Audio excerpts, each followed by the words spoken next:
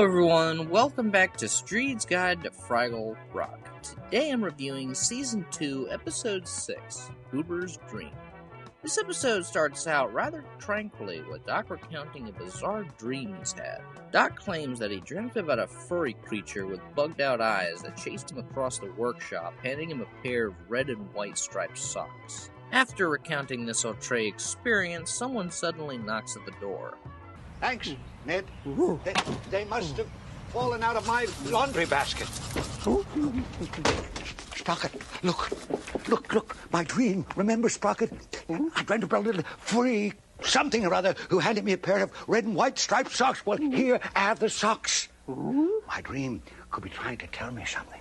But what? Gobbo arrives near the entrance to get his postcard, and Doc ironically talks about paying attention to dreams to get a better understanding of the world and ourselves, whilst clearly missing Gobbo's presence. He gets the postcard and swiftly hops back into the rock. Gobbo's in a good mood today, but Wimbley says he's got to help Boober clean up his room first, and we get a nice bit of chemistry between these two legendary friends. Well, yeah, but don't you think Boober's maybe more fun than he looks? I love Boober too, but I think he looks like about as much fun as a potato.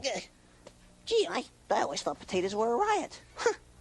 Oh. We return back to the rock, and it seems that Boober's cave location has changed, and Wimbley finds him laughing in his sleep. Boober wakes up alarmed and laments about a disgusting, terrible, horrible Fraggle named Sidebottom, a manifestation of his repressed fun side that he keeps on the bottom. Boober's losing sleep, and he's quite dismayed over Sidebottom's intrusion, but Wimbley has a stroke of genius and takes him to see the trash heap. She advises Boober to either live with Sidebottom or just stay awake.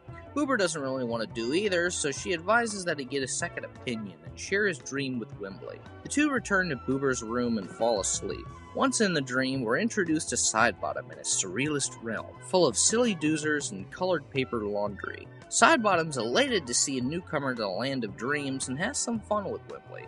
Can't step up, you can't sit down, you can't step anywhere in this town. Every place you go, it's starting to seem everybody's doing it, Boober's dream. Everybody's doing it, Boober's dream. You take a little step and you set it down, shake it like it's taking you round and round. Take another step and you'll see what I mean, because everybody's doing it, Boober's dream. Everybody's doing it, Boober's dream. Wimbley promises Sidebottom by the solemn oath of the Fraggles to bring his friends next time so they can hang out. The two wake up and Boober's quite distressed while Wimbley's in a jovial mood. Boober asks Wimbley's opinion on the situation and he says he really enjoyed the dream and he had fun.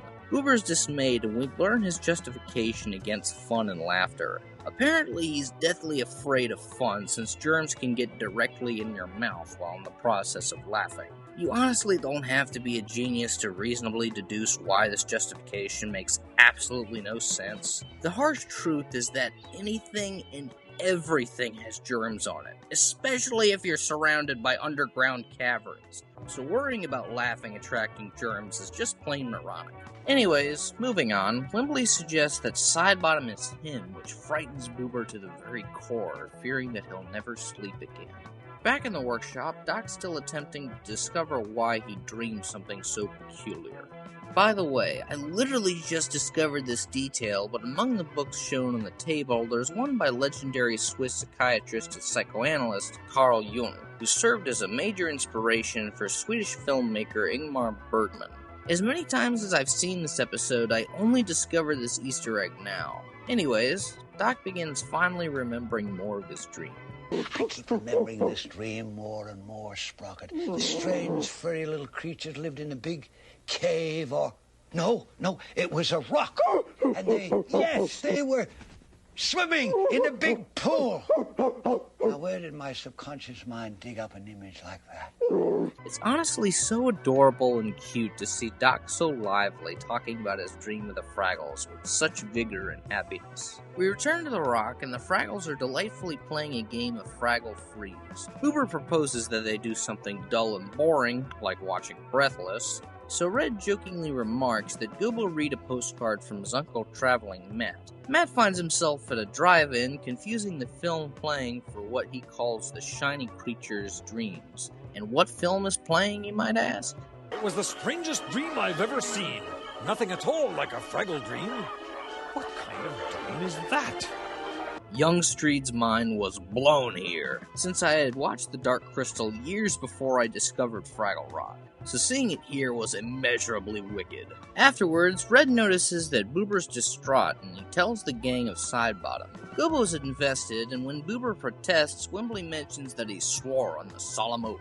So Boober retorts by telling Wembley to swear on the solemn oath that they'll never visit Sidebottom again. They all swear on the oath and touch heads in a circle, preparing to fall asleep as they sing a tranquil and serene tune about the majesty of dreaming.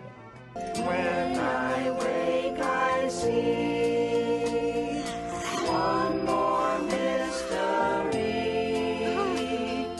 While our lives run, is there someone dreaming you and me? Dream a dream and see what a dream can be. They enter Boober's dream and meet Sidebottom, who proceeds to compliment them while telling some unfunny jokes. I've heard some people complain that Sidebottom is an annoying character, and I somewhat understand why.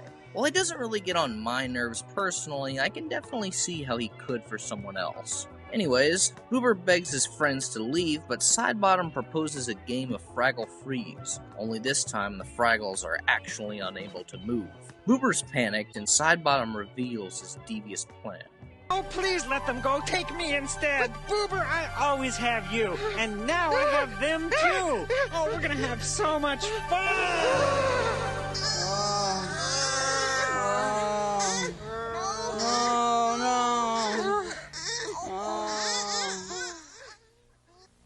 We return to the dream, and Sidebottom celebrates keeping them forever, but Boober's not having any of this shit, so he pins them down and unfreezes them. Full of confidence, Boober realizes that he's the one in charge, and the two sing a nice little duet. You don't like to lose. You can't stand to win. You won't sing the blues. For you think fun's a sin. So who knows what you see? Who knows what you see in a guy like me?